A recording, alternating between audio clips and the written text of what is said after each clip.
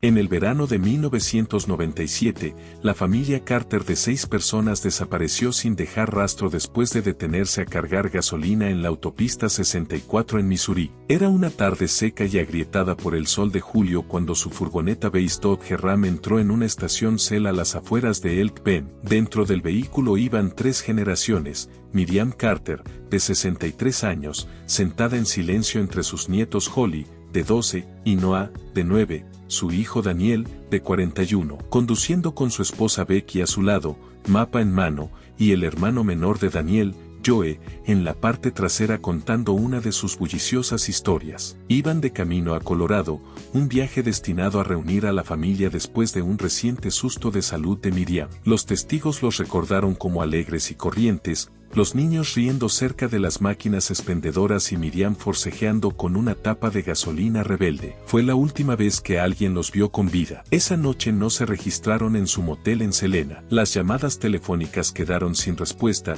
no aparecieron cargos en la tarjeta de crédito de Daniel, y al tercer día, la patrulla estatal de Missouri emitió un boletín de familia desaparecida. Ninguna furgoneta, ningún accidente, ningún equipaje, ningún cuerpo, solo silencio. El detective Ray Monroe, asignado en 1998, se obsesionó con el caso, convencido de que la familia no podía haber desaparecido sin ayuda. Con los años llegaron pistas vagas, pero no llevaron a nada, y el misterio se endureció en el folclore, repetido cada 5 años en los periódicos locales. Luego, en 2017, 2 décadas después, un descubrimiento casual lo cambió todo. El entusiasta de drones Kyle Merrick volaba sobre un depósito de chatarra olvidado cerca de Elk Bend cuando su cámara parpadeó y reveló una visión escalofriante: una furgoneta beige cubierta de enredaderas. Su ventana trasera rota idéntica a las imágenes que él había visto una vez en un foro de crímenes reales. La matrícula 9T3BJL coincidía con la de los Carter. Cuando llegó el FBI,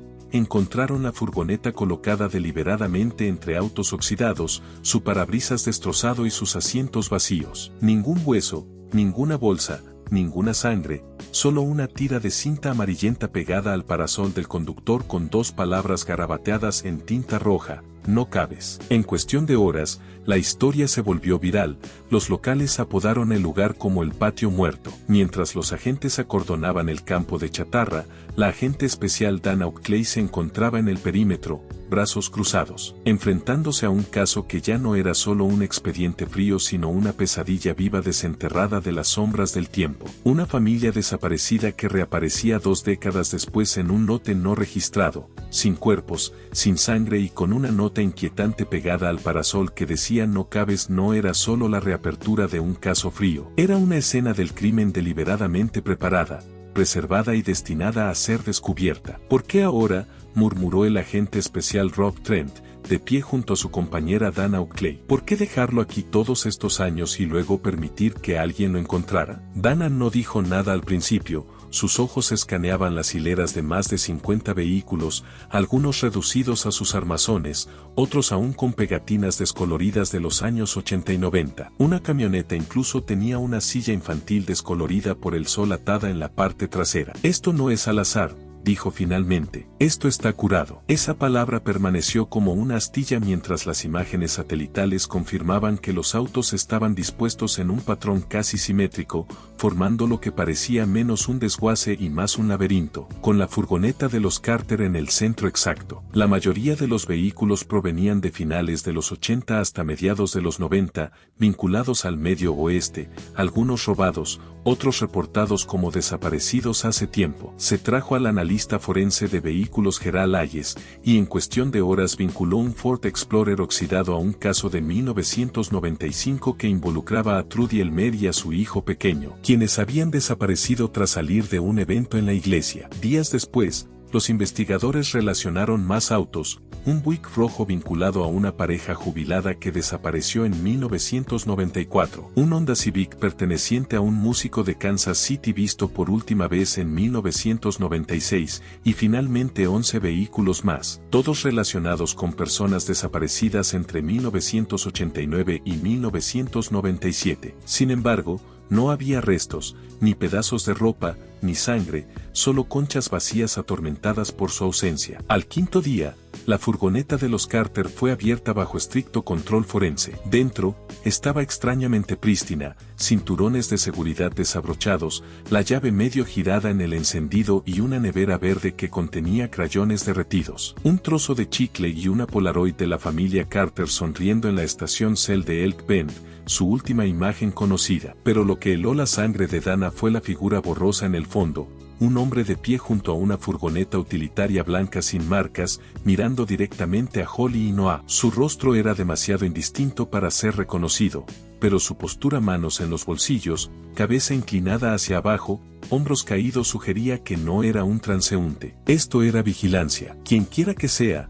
sabía a dónde iban, susurró Dana. Estaba esperando. A la mañana siguiente, una llamada desde San Luis profundizó la pesadilla. Un agente había vinculado uno de los jeeps oxidados en el lote a un caso de 1996, Jeremy Fielding y su padre, quienes desaparecieron en un viaje de campamento. Su jeep verde, con su portaequipajes personalizado, nunca había sido recuperado hasta ahora. El número de bastidor, revelado con infrarrojos, lo confirmó. Dana volvió a mirar la foto aérea del campo, el laberinto de vehículos abandonados, y se dio cuenta de que no solo estaban reabriendo un caso frío, sino que estaban entrando en el plano de un depredador, un cementerio privado. Ya no se trataba de un puñado de vehículos vinculados, eran 14, cada uno ligado a una persona desaparecida, cada uno sin resolver y cada uno esfumado sin dejar rastro hasta ahora. Y sin embargo, ni un solo cuerpo, ninguna prenda, ninguna gota de sangre. Solo aquella tira amarillenta de cinta adhesiva dentro de la furgoneta de los Carter con su escalofriante advertencia: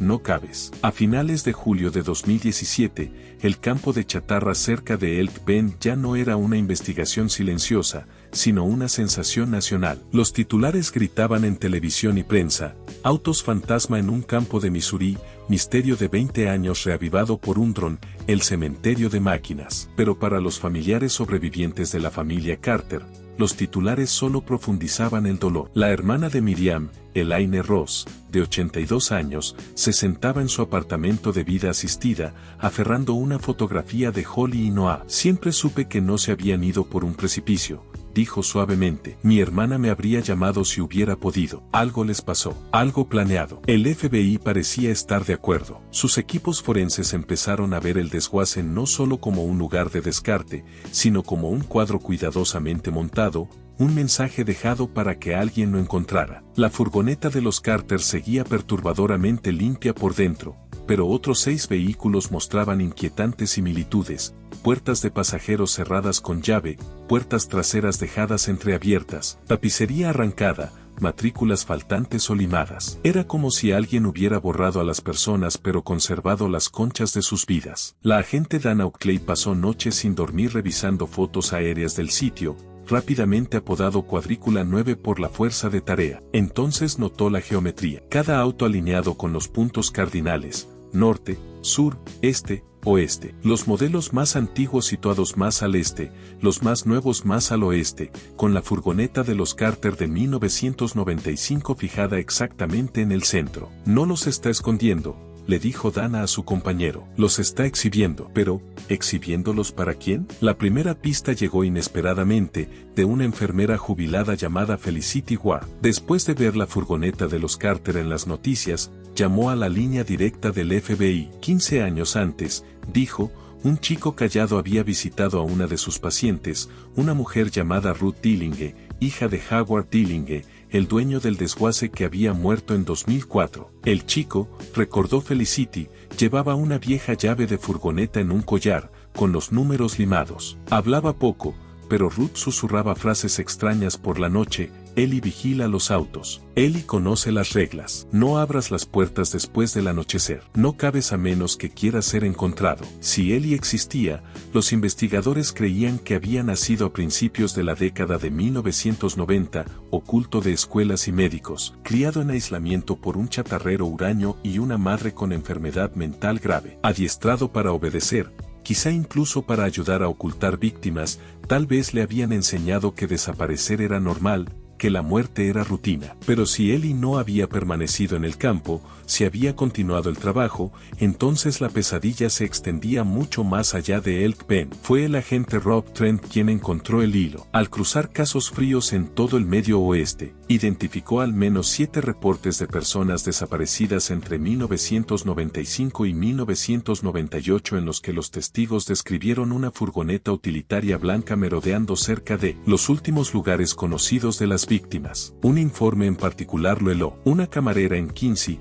Illinois, había reportado una furgoneta blanca estacionada afuera de su restaurante solo 3 días después de la desaparición de los Carter, sin matrículas, motor apagado. Cuando pasó durante un descanso a las 2 de la madrugada, vio una figura en el asiento del conductor no mirándola a ella, sino observando intensamente a través de la ventana a 2 niños que comían adentro. No solo estaba mirando, dijo a los alguaciles en ese momento, estaba eligiendo. El informe no había llegado a nada, pero ahora, 20 años después, reconoció a uno de esos niños en la foto de las noticias de la estación Cell de Elk Bend. Era Holly Carter. Las piezas empezaban a encajar. Ellie, si era real, no había sido simplemente un niño perdido en las sombras de un desguace. Había estado mirando, esperando, siguiendo a la familia Carter a través de las fronteras estatales. El avistamiento en la estación Cell quizá no había sido un crimen de oportunidad en absoluto, sino una extracción planificada. Actuando en contra de la advertencia garabateada dentro de la furgoneta de los Carter,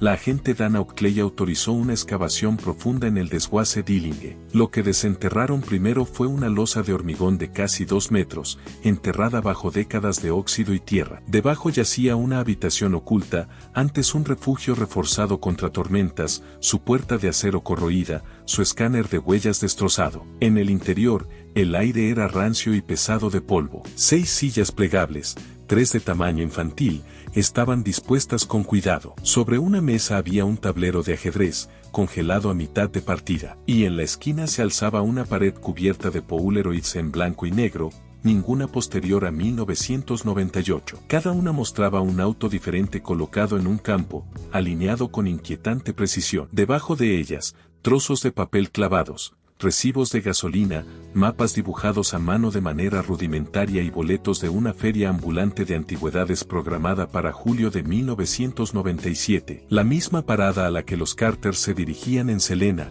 Kansas. El descubrimiento del refugio debería haber aportado respuestas. En cambio, solo profundizó el misterio. Ningún ADN, ninguna huella, ninguna sangre, solo artefactos de vigilancia, como si alguien hubiera catalogado cada desaparición. Una Polaroid inquietó más a los investigadores. Mostraba a una niña de unos 10 años, sujetando un cono de helado derretido junto a un surtidor de gasolina. Detrás de ella estaba la furgoneta Base Dodge, la furgoneta de los Carter, pero no era Holly ni Noah, era otra persona. Rayado débilmente en el borde de la foto estaba una fecha, 12 de agosto de 97. Eso fue 5 semanas después de la desaparición de los Carter. La implicación era sobrecogedora. Otra niña había sido tomada después y posiblemente mantenida con vida durante un tiempo. La imagen fue comparada con bases de datos nacionales de niños desaparecidos, pero no surgió ninguna coincidencia inmediata. Luego, una maestra jubilada, Margot Daniels,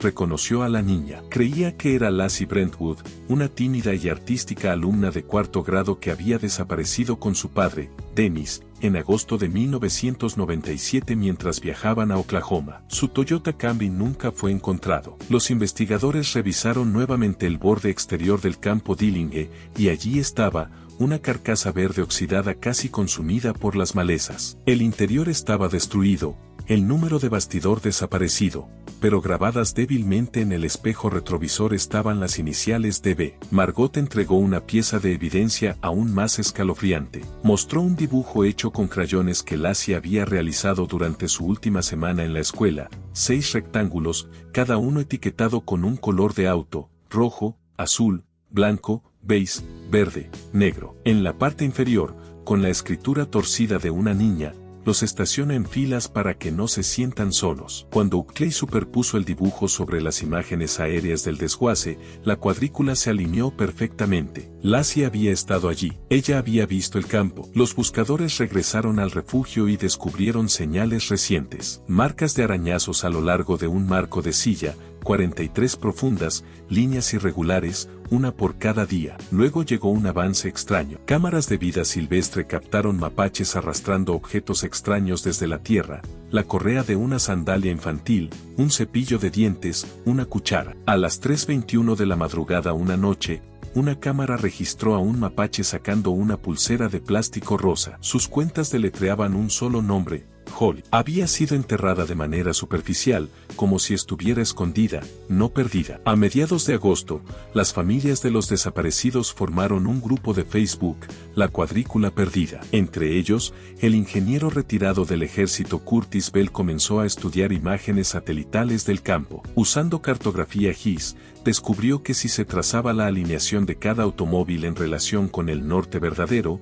formaban no solo un patrón, sino letras. Ordenados cronológicamente por año de modelo, los autos deletreaban una sola palabra: HOL de Old, susurró Trent cuando llegó el análisis. ¿Old qué? Dan Auckley miró el tablero, con el peso de 2 décadas sobre ella. No qué, dijo al fin. ¿Quién? No se suponía que gritaran, decía la carta, y ahora Dana entendía por qué. Esto no era improvisación, era ritual, control, preservación. La colocación de la furgoneta de los Carter en el centro exacto de la O no era casualidad, era la pieza clave del mensaje, el corazón de un lenguaje escrito en óxido y silencio. Quienquiera que hubiera construido esta cuadrícula no solo estaba ocultando víctimas, las estaba curando, congelándolas en un archivo privado de pérdida. Y sin embargo, alguien más había estado escuchando. El descubrimiento de C.G., el hombre silencioso con el parche Dillinge, abrió el caso más que nunca. Encontrado descalzo y temblando en una carretera de Oklahoma en 2005, abandonado por un sistema que había perdido su identidad, C.G. cargaba su trauma como una cicatriz a lo largo de décadas. Pero cuando se le mostraron las fotos aéreas, susurró una sola palabra: Holly, su primera palabra en 12 años. Sus gestos contaron el resto. Holly había estado encerrada dentro de la furgoneta de los Carter, alimentada durante 10 días antes de ser sacada. Levantó 3 dedos, aplanó 2 sobrevivieron. 1 no, y cuando señaló la Polaroid del sedán rojo, el auto desaparecido de Trudy Elmer, e imitó cavar, la garganta de Dana se tensó. Un niño enterrado. Mientras tanto, el desguace estaba revelando secretos no a la criminalística, sino a la arqueología. Bajo la tierra sofocada de zarzamoras en el borde oriental, los investigadores descubrieron un tambor metálico sellado por el óxido. Dentro había pedazos de papel arruinado, pero un paquete, conservado en un frasco de vidrio, sobrevivió. Era una lista, escrita en letras mayúsculas, cada nombre emparejado con una fecha. Algunos nombres estaban tachados con tinta roja, otros marcados como pendientes. Y al final, subrayadas 2 veces, las palabras: se necesitan reemplazos. La voz de Dana se quebró mientras leía las entradas en voz alta. Dennis Brentwood, 12 de agosto de 1997. Lassie Brentwood, 12 de agosto de 1997. Emma Brost, 4 de septiembre de 1997. Aaron y Susan Mace, 17 de septiembre de 1997. Familia Carter, 6 de julio de 1997. Esa última había sido tachada con una gruesa línea roja. El silencio en la carpa de mando era sofocante. No eran accidentes, coincidencias o viajeros perdidos en los caminos secundarios. Eran entradas en un libro mayor. Cada desaparición catalogada, cada vida archivada, tachada al completarse, pendiente mientras se esperaba, y cuando se necesitaban reemplazos, tomadas. Esto no era solo un cementerio, era un sistema operativo de secuestro, y alguien había llevado la cuenta. Si alguien escucha esto, por favor no me olviden. La cinta hizo clic y silbó, luego cayó en silencio, dejando solo el zumbido de la máquina en la sala de observación sellada. Dana Auckley permaneció inmóvil,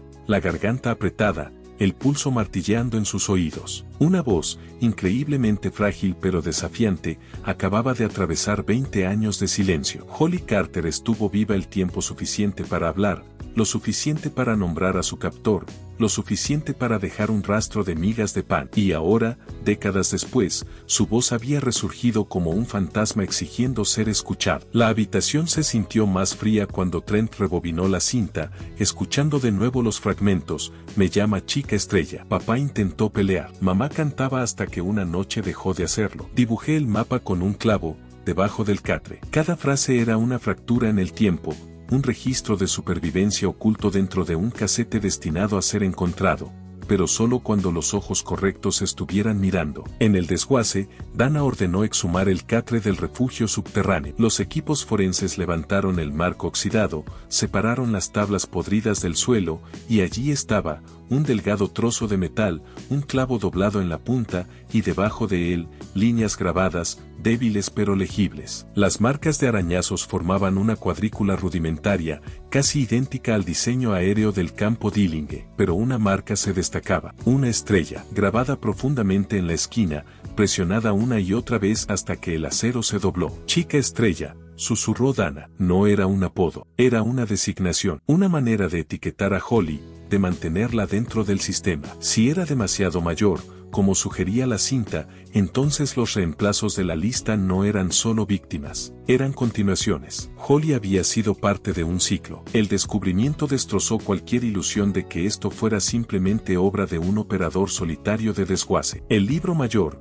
el refugio, las Polaroids, la cinta, todos apuntaban a algo más grande. Un método, un sistema, un lenguaje transmitido, entrenado, reforzado. Echo, el niño que repetía lo que importaba. CG, el sobreviviente que susurró su nombre. Y ahora la propia voz de Holly, hablando a través de las décadas, confirmando lo que Elaine Ross siempre había temido. Los Carter no habían desaparecido, habían sido tomados, catalogados y consumidos por algo vasto, deliberado y aún inconcluso. Dana apoyó la mano sobre el mapa tallado por la mano desesperada de una niña y exhaló. Ella estaba tratando de decirnos a dónde ir después. La pregunta ya no era qué había pasado en el campo Dillinge, era quién seguía manteniendo viva la cuadrícula. Y en algún lugar, si las últimas palabras de Holly eran ciertas, se estaba haciendo otra lista. El 6 de julio de 1997, la familia Carter se alejó de la estación Cell de Elk Bend, sin saber que un segundo vehículo los estaba siguiendo. Era la furgoneta utilitaria blanca que había aparecido en tantos informes de testigos, y dentro había dos figuras, un hombre de unos 40 y tantos años, silencioso y metódico, y un niño de no más de 10. El niño era pálido, delgado, con una leve cicatriz sobre la ceja derecha, y nunca hablaba, solo miraba. Holly recordaba cómo la furgoneta lo siguió durante kilómetros, acercándose cada vez que su padre reducía la velocidad en giros o en el tráfico. Para cuando llegaron al límite del condado, estaba detrás de ellos como una sombra cosida a su parachoques. El hombre conducía, el niño observaba. Minutos después, todo se convirtió en caos, gritos, una pelea, el sonido de puertas metálicas cerrándose, y luego silencio. Sentada frente a la agente Uckley 20 años después, Holly reconstruyó los recuerdos. El hombre con la cámara que nunca hablaba, las Polaroids clavadas en la pared del refugio, la espera interminable en la oscuridad. Y Echo, el niño. Él imitaba todo, susurró, nunca nos escuchó, solo miraba, copiaba, cargaba cosas. Creo que pensaba que era un juego. Su voz se quebró. Pero la noche que escapé, fue él quien dejó la llave. La deslizó debajo de mi catre y se marchó. Dana dejó que el silencio se extendiera, el peso de la confesión de Holly oprimiendo como piedra. Un niño criado en un desguace de fantasmas, entrenado para obedecer, enseñado a mirar pero no a hablar, había elegido, en ese único momento, romper el ciclo. Dejar ir a Holly. Lo llamaba Echo, dijo Holly de nuevo, con la voz temblorosa. Pero no creo que ese fuera su verdadero nombre. Creo que solo era otro de nosotros. Solo que él nunca se fue. La implicación cortaba hondo. Echo no era solo un cómplice, era otro sobreviviente, moldeado en algo distinto. Alguien que quizá aún estuviera ahí fuera, aún escuchando, aún repitiendo lo que importaba. Dana cerró su cuaderno. La investigación había comenzado con un fallo de dron y una furgoneta oxidada, y ahora había llegado hasta aquí, a una testigo viva que había cargado con la verdad en silencio durante 2 décadas. El campo de autos no era solo un cementerio, era un mensaje. Y el niño llamado Echo podía ser la última pieza de él, una pieza que aún se movía en algún lugar más allá de su alcance. Al caer la noche sobre Spokane, Dana salió de la casa de Holly con el agente Trent. El aire era fresco, silencioso, pero sus pensamientos ardían. Pensamos que perseguíamos fantasmas, dijo. Pero él todavía está ahí fuera. Trent no preguntó quién. Ambos lo sabían. Echo había estado observando entonces, y podía seguir observando ahora. En una parada de descanso a solo 20 minutos de Elk Bend, Daniel Carter se había detenido a estirar las piernas, sin saber que sería el último momento de normalidad que su familia conocería. Fue entonces cuando la furgoneta blanca se deslizó detrás de ellos, bloqueando la salida. Holly recordaba el siseo del aerosol, algún tipo de gas filtrándose por las rejillas de ventilación, su madre tratando frenéticamente de subir la ventanilla, el tío Joe tosiendo en su camisa, luego nada más que negro. Cuando despertó, estaba en lo que más tarde llamaría la habitación fría, una cámara de concreto bajo el desguace, de apenas 2 metros de ancho. Durante los siguientes días, su familia desapareció uno por uno, su abuela, luego su tío, sus padres y finalmente Noah. Creo que intentó escapar, susurró años después, o tal vez solo fue demasiado ruidoso. Después de eso, los separaron, los alimentaban en silencio, vigilados por el niño al que ella llamaba Echo. Nunca hablaba, solo observaba, llevaba las comidas, limpiaba los suelos, con los ojos vacíos como si alguien le hubiera enseñado que las personas eran temporales. Luego, una noche, todo cambió. Encontró una llave plateada escondida bajo su manta. Con ella, desbloqueó su catre, reptó por un desagüe y salió tambaleándose descalza bajo una tormenta hasta que un camionero la encontró cerca de la frontera de Kansas. Pocos creyeron su historia al principio, hasta que su tío abuelo, el agente Walter Pierce, intervino y la escondió bajo una nueva identidad. Durante 20 años, Holly vivió en las sombras de la memoria hasta que la agente Dana Oakley colocó una Polaroid en su mano y le pidió recordar. El 25 de agosto de 2017, Holly Carter regresó a Elk Bend bajo protección federal. El desguace estaba en silencio, rodeado de cinta amarilla y guardias, pero la furgoneta seguía donde había sido encontrada, oxidándose y mirando al este hacia los árboles. Holly apoyó la palma en la puerta del conductor. Solía venir de noche, susurró, solo para tocar las manijas. Esa noche, las cámaras lo captaron de nuevo, 2:14 de la madrugada un fallo,